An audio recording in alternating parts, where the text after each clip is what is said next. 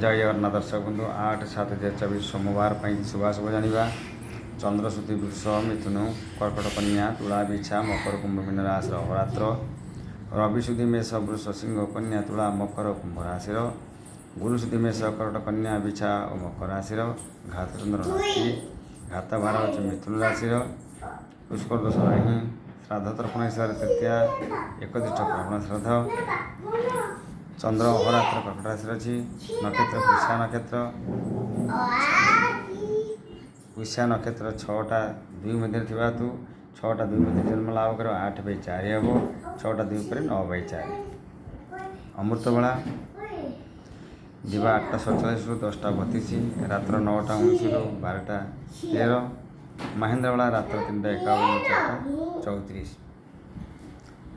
जदि शुभाशुभ लग्न देखा रात्र 1:36 रु 3:36।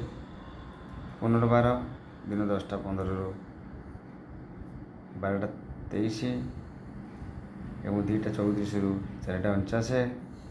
6:55 8:40। ये 8/7/24 चंद्र शुभाशुभ। मूलांक हिसाब से देखा 8/7/15 2/17 2/19 4/23 3/2/5 होता।